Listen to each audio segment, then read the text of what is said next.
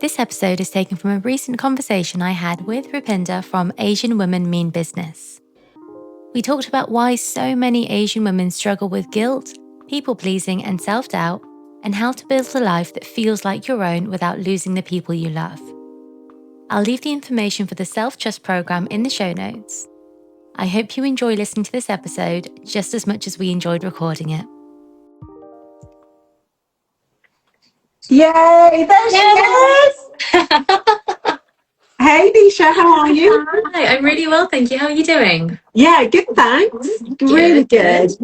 Glad to have you. I haven't done an Instagram live for years. You're bringing it back.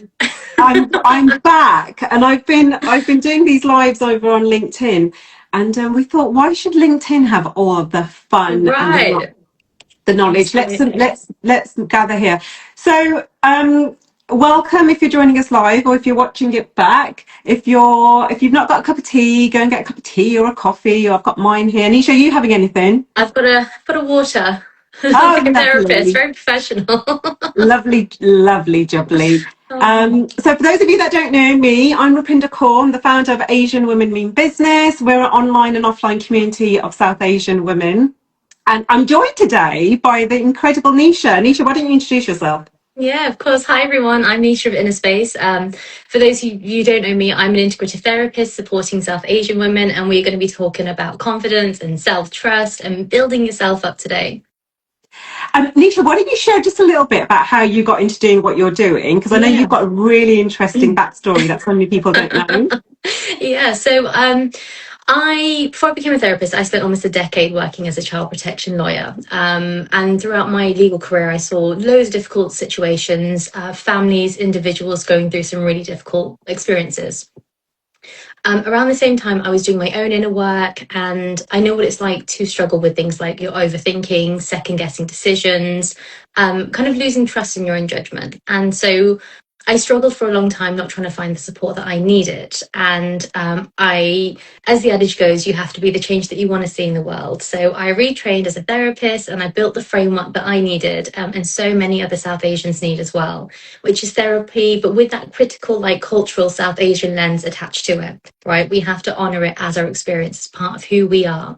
And so I put together my professional experience and my personal experience, and I work with over 130, I think actually coming up to about over 150 clients now. Wow. Yeah, so big numbers, which is really, really exciting. And supporting women who feel disconnected, who feel stuck. But on the outside, they look like they're doing all of it, but internally things aren't sitting well. And so helping to change that and building that self-trust and confidence, so they can start living the life that they want. And I love that. And it was something so I know you've been talking about this a lot on your page recently.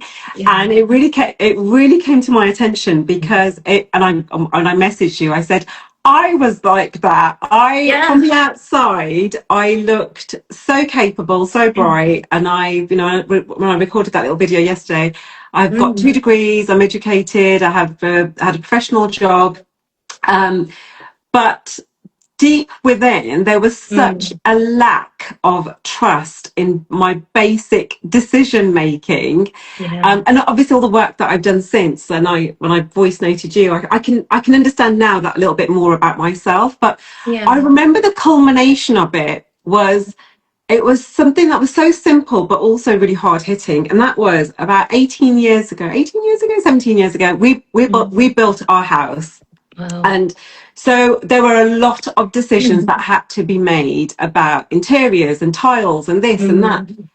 And I remember it so clearly. The builders went to my husband. My husband was working in the city. I was working from home. I was head of HR doing my thing. And they went to my husband and they said, we find it really difficult to get a decision out of your wife. Like, she's non-committal. She doesn't say anything. And we're finding it really hard to move forward. And so my husband said to me, he's like, why aren't you saying yes or no to them? Like, what are you doing? And I just had this realization that I had never had to make decisions because my life had been, laid out before me, as it is in our culture. Like, here's a checklist. Here's what you're going to do. You're going to go to uni. You're going to get educated. You're going to get married. You're going to have kids, blah, blah, blah. That when it came to the first time when I demonstrate some self-agency and decision making, I just couldn't do it. And but it was such a wake up call.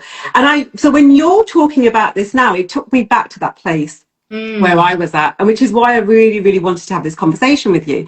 Because what have you been noticing recently when it comes to women and self-trust and the work that you're doing? Yeah, so it's a good question. It's very complex in South Asian communities because women aren't inherently taught to trust themselves, taught to be good, to be agreeable, to be responsible, and to make decisions that keep everybody else comfortable, right? And so the message internally becomes other people's opinions, their views are safer than my own, or I can't trust mine because somebody has overridden it so many times it's become normal and a natural way of thinking. So what happens is over time, women lose their confidence in their internal compass, in that female intuition that we have as women, and they learn not to trust themselves. So underneath the anxiety, the stress, the fear, I see a lot of similar themes in my work. So things like identity conflict, who they are now versus who they want to be. I see things like the chronic guilt of wanting to do what they want for themselves, but are they allowed? Do they have permission from somebody? What about the fear of disappointing the people that they love and care about around them? And so essentially, it's a life built around other people's expectations. And we want to gently change that in a way where you can still have the life that you want, but it doesn't mean that you lose connection to the people that you love most around you. And I think that's so key, isn't it? Because people feel like that sometimes so much of this stuff has to be really radical and it has to be very dramatic. And the example like I gave, which was make a decision, where do you want your bathtub to be? What tiles do you want to be? That's not huge stuff, but and the ramifications of it isn't huge. But if we're not given permission and if we're not encouraged to make decisions for ourselves, it can be really, really difficult to do that. Why do you think women overthink and second guess themselves? What you said there was really key about making these decisions. I'll come back to that in a moment. My hot take on this, Rupinder, is that I don't think women have a decision-making problem. Very good in the day-to-day, right? What are we doing for dinner? What do my clients need? What am I doing at work? What does my family, my partner need? It's a problem about trusting themselves. Sure, they can make decisions, but it's not linked to themselves. And that's, I think, where the fear comes in for a lot of women. Deep down, they know what they want, but they're waiting for permission from somebody else to be able to give them the answer that they're looking for, that permission, that reassurance, maybe that validation, because it feels safer for them psychologically, right? Yeah. And do you know one thing that just came to mind when you were talking about permission? I remember years ago when we did the Kilimanjaro trek, I've always wanted to do that. And it never came up, like, because you're on the conveyor belt of life. And I remember when I wanted to do it, I spoke to my husband and I was like, and in my mind, I thought, we will do it together. Like me and him will go to Tanzania, we'll go and climb a mountain. And when I suggested it to him, he was like, absolutely not. Like, I am never going to want to climb a mountain. He was like, do not look at me. I'm not doing that. And then he said, but why don't you do it? Like, why don't you go? Just go. And, if you want to do it, go and do it. Go and make it happen. I've got the kids. I'll hold the fort. And honestly, it was such a light bulb moment because up until that point, I hadn't thought about that. I hadn't thought about it in that way. And the ease and simplicity within which he said it. And I don't know if that's a male thing. I think it is a male thing, actually. Because I don't think they have the same conditioning that we do. They don't have the same lens that they're looking at. And also men are quite, in a non-disparaging way, they're quite simplistic. It's like, you want to do something, go and do it. But whereas with women, we're like, we want to do this, but here are all the reasons why I can't and shouldn't do it. So when he said, he's like, why don't you just go? I was like, yeah, why don't I just go? But that's quite extreme. But what are you seeing like day to day when women are second guessing themselves and don't trust themselves? So the big one is the fear of being seen, being judged, right? Because that visibility, when we're hidden away and people don't see us, it feels safe, right? But when we're like, for example, on Instagram doing lives, when we're posting, when we need to promote things for ourselves or for our business, there's such a fear about being judged and what are people going to say about me, right? How do I look? How do I come across? It can also be things like people pleasing with family and work. It can be self-sabotaging opportunities. That self-doubt is a big one as well. It can also be feeling drained as well from carrying everybody else's moods and expectations. And then because you don't know yourself, you look to others for reassurance, and then they slowly kind of guide and direct your life without you, consciously realizing it as well. So these women have never really been taught to listen to what they need, right? When I work with clients and I'll ask them, we'll get to a point in our sessions and I'll say, right, so what do you want for yourself? What are your needs? What do you need day to day? And they're like, oh my gosh, I don't know. No one's ever asked me that before, and they start panicking. It's okay. We're going to talk through this together. And it can be needs that are as simple as, I just need 5 minutes at the end of the day. I had a wonderful client I worked with a couple of weeks ago, and she was saying, you know what, it's so important that I have dal sabji, that I have my roti 2 or 3 times a week, right? But it's for her, it's so grounding. It's part of her culture, the family she grew up in, that she lives away from them now. She needs that. So it doesn't have to be these huge needs of like, oh, I need to go to the spa once a month. I need to be able to spend all this money on. It's small ways of grounding and anchoring that are really important.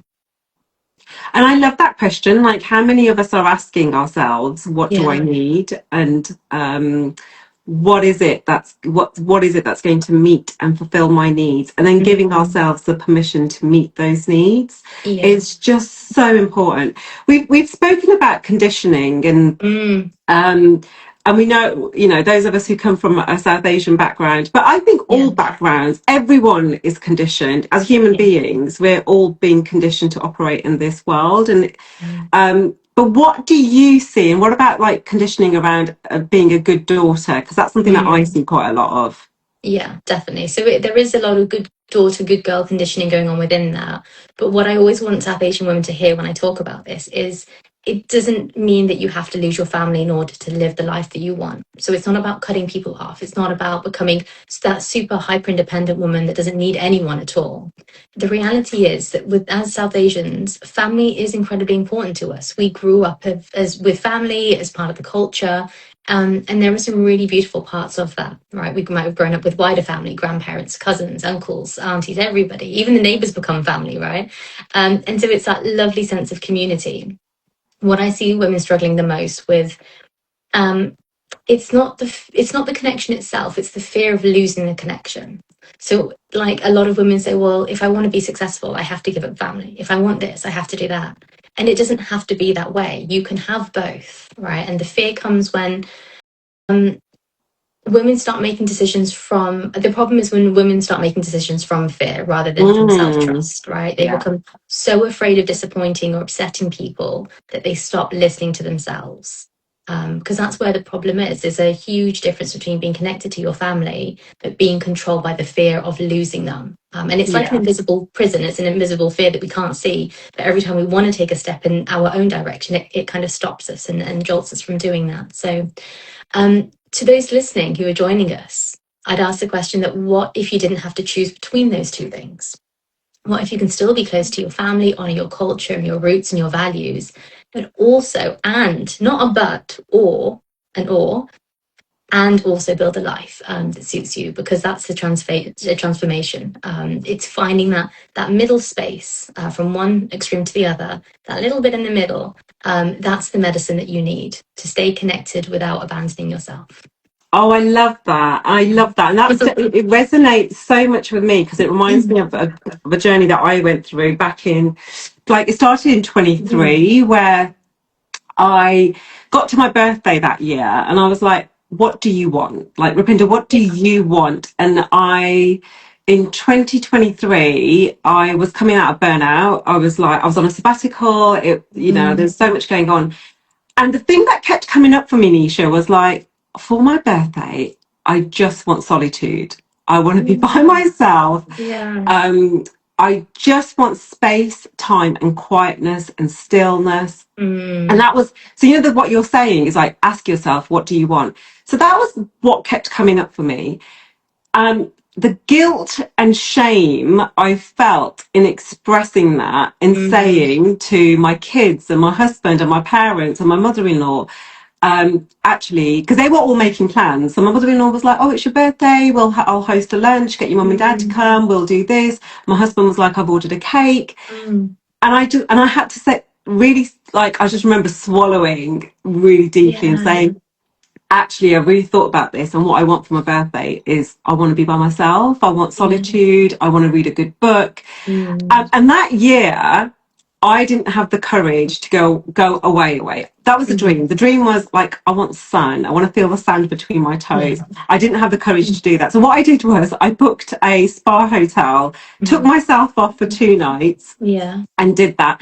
And I remember, like, my husband was cool about it. The kids were cool. My mum and dad were cool. But my mother-in-law made a little bit of a comment, and she was like, "Why do you want to be by yourself? Like, why do you want to be like you've got a family?"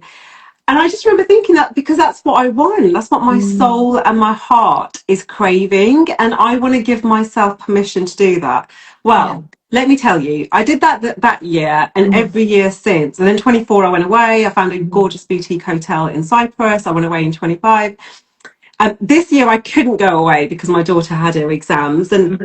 But this year was the process of, what is good for the family and what do I need to do as a mum, but I'm going away later on, but everything you've just said was so interesting to me, because what was coming up for me was not only like how I've been conditioned as a good daughter, but what did good daughter-in-laws, how do they behave? How does a good wife behave? How does a good mum behave? Like, who goes away on their birthday by themselves? By the way, can I tell you guys something? As soon as I started talking about that openly and said I've gone away, I'm doing it, the number of messages I got from women saying we would love to do that. And the number of messages I got from women from our community that said, we never even thought of this as a possibility. Like, thank you for sharing this. Thank you for being so candid about this. And I think that is really, really important, because what are you seeing? Because you're a therapist. I'm not a therapist, guys. I'm a coach and a mentor. Nisha is a therapist here. But what are you seeing as the emotional cost of living within that conditioning and that being a good daughter, being a good daughter-in-law, all of those labels that we have to have? What are you seeing as the cost of that in the long term? I love that example you gave, because you didn't self-abandon. That's the whole preface of trusting yourself is what my needs. It hits quite heavy, right? And you think, oh God, self-abandonment, like, have I really left myself behind all these years? But it's a good reality to sit with, because once you realize that I've been doing that, I don't want to do that anymore, it puts you on a whole different path. You had a need, you didn't abandon yourself, you stuck with it, you trusted that you could spend a birthday in that solitude you wanted. And like, look how far it's brought you. It's only led to good things because you trusted what you needed. So it's a great example of things playing out in real life, right? To answer your question, before we get there, there's a couple of like just the traps that I want to gently pinpoint, because there seems to be a collective thought process around this with South Asian women. The new comfort zone around personal development, I think, has become self-aware. I think the trap is saying that you're self-aware is enough to say that you're doing all of the work. Say more. Yeah. So what I mean is that people, like, I have clients that will say to me, Nisha, I know I'm doing this, and I know that my attachment style is this. I have an anxious attachment style. I'm struggling with people pleasing. I know it's linked to my childhood, and I know it comes from this trauma. And they've read all the books, they've listened to the podcasts, they know who Bessel van der Kolk is, they know who Gabor Mate is, they know who Nicole Lepera is. The truth is, you can watch all of these things, but the insight alone is not enough to change.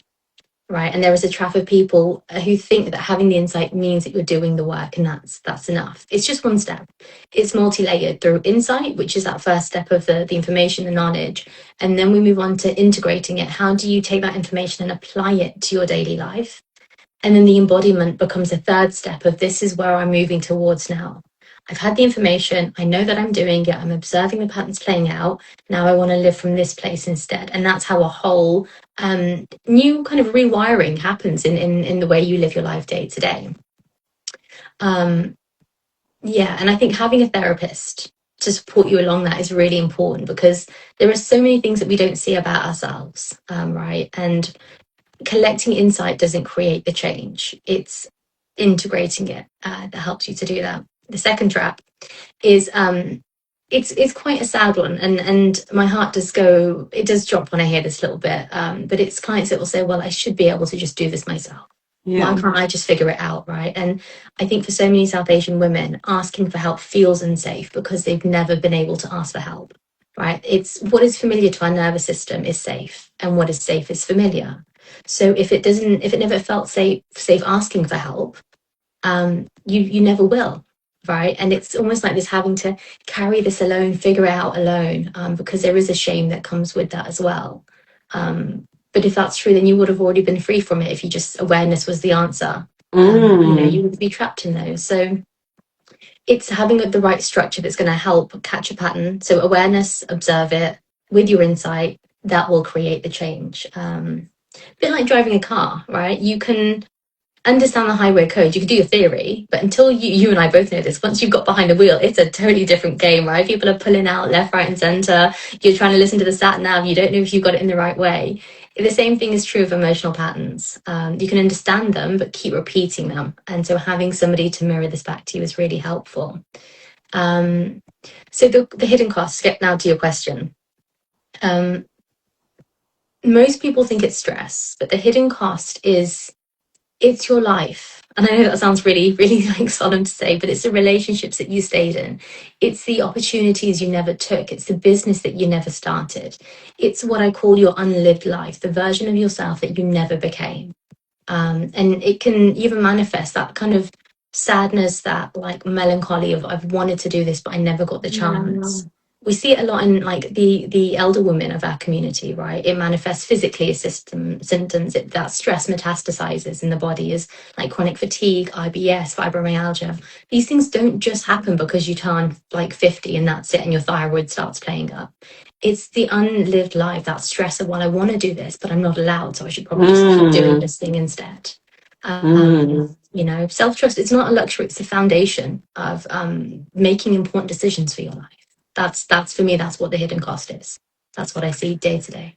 And it's so sad, isn't it? Because I think that's the thing, like when we see that in, like you said, in the previous generation, and I always think of the generation that came before us who were in survival mode and they just had to be in doing mode. But when you really sit with them and speak with them and ask them, what were your dreams, what are your ambitions, your aspirations, and by the way, if you've not had that conversation, it's a really, really powerful conversation to have. And the sadness, and I know you use the word, the melancholy at the time that's passed and the opportunities that have not been taken up.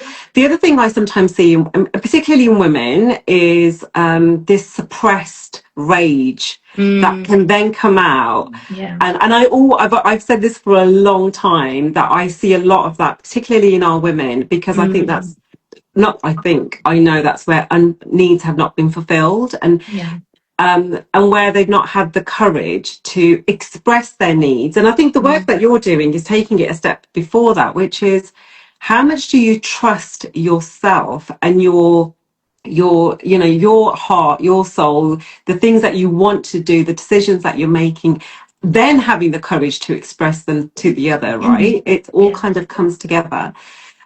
But what changes when self-trust is built? Like, what have you seen in the work that you're doing?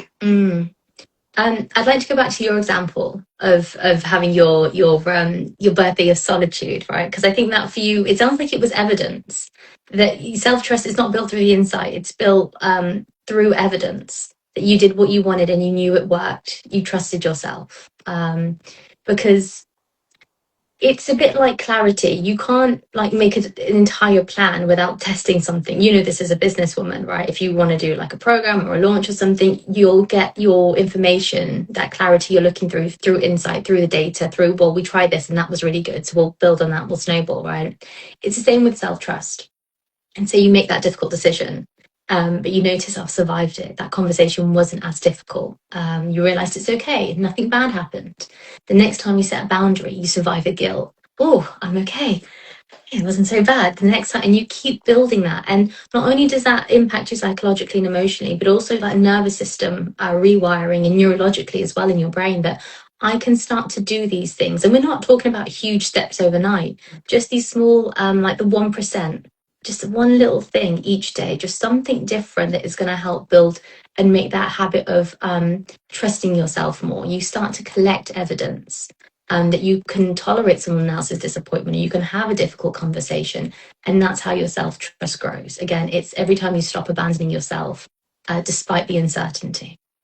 Yeah, I love that. And I love the thing about the evidence, because that's so true. And also what you said earlier about the theory, like we can know this stuff, we can read all the books, we can listen to the podcasts, we can watch, YouTube. And by the way, it's never been easier than it is now to access information for free and understand our thought patterns. And like the example that you gave, women come to you, they're like, yes, Nisha, I know my triggers. I know it's this trauma from this many years ago. And then what? Yeah, absolutely. Right, so you know it, and then what? What's the next stage of implementation? I think you called it implementation and integration and and dealing with that. But what would you say in terms of, like, if this conversation has resonated with someone, if they're struggling, if they're feeling like that's me, like that's where I'm at, what are some of the next steps that they could take to do that integration work, to do the implementation work? So if you're listening to this and you're thinking like, oh my gosh, that's me, like they're talking about me right now, and I want to be able to be one of these people, one of these women, I'd really encourage you to not just let this become another piece of content that you you watch and then you consume and you move on from, because I've heard so many objections to it, like, oh, I don't have the time, or it's too much, or it's too expensive. The program I'm about to introduce, I've made it affordable. I've made it easy, right? It's not, like I say, not just the content, not just the insight, but it's integration, how we bring this into our awareness. So that's exactly why I created the Self Trust program. It's an 8-week journey designed specifically for women who are tired of living in guilt, for tired of their own excuses, of people pleasing, of overthinking, and who are ready to build a strong relationship with themselves. It's like I say, we meet for 8 weeks, 90 to 120 minutes on a Tuesday evening at 7 o'clock. It starts on the 16th of June. You'll receive a bespoke workbook, practical tools, and a framework that you can start applying immediately. And there are a lot more details if anybody would like to DM me for more details. And also, if you comment the word trust underneath my post, you'll get all the information there as well. So it's one of these where once you start on that road of integration, the question doesn't become like, oh, what do I want to do with myself now? It becomes, now I trust myself, and you've taken that first step, is what becomes possible for you. And I'd really urge you to dream big on that one, because it's like there's nothing that you can't achieve, right? You know that through your experience. I love that. And I think that's so, so true. And I think everything you've shared resonates so deeply with me, which is why I wanted to have this conversation. And it's also some of the conversations that I'm seeing other women have as they question themselves about, what do I want out of my life? What do I want? What does the next chapter look like? And how is this going to unfold?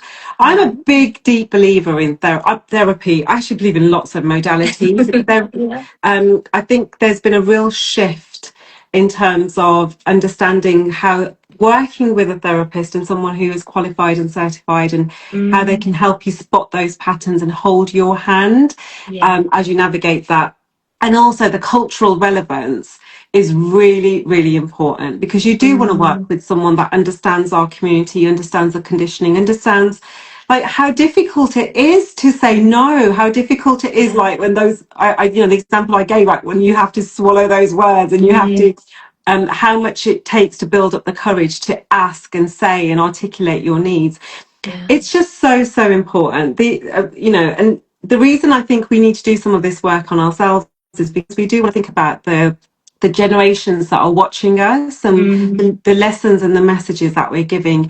One of the things I was really, really proud of was my daughter a few weeks ago, when my birthday was coming up, and then we got the timetable for her exams. She looked at her timetable, and she knew that she could see that it fell on my birthday. And so she said to me, "Mummy, I know it's your birthday. I know you like to go away, but could you go away later, because I really need you. Like, I'm having these exams and I would like you to be here." I loved that about her. I was like, this kid is 14 years old. She has been able to identify her need. I've got exams. I know it's going to be stressful. I want my mum. Guys, I'm 45. and I need my mum. Like my mum was here this weekend to help me. Like we just need that presence, and being able to identify it, being able to have the courage to articulate it and say it. And I actually said to her, I was like, well, why do you need me? I was like, why do you need me? You've got your dad. And she was able to say, this is why I need you. I was like, this is brilliant. Like, and the reason I think she's been able to do that is because she's watched me doing it, me being able to say, I need some time. I need to go away. I need to be doing X, Y, Z. Oh, let's do this together. This is what I need.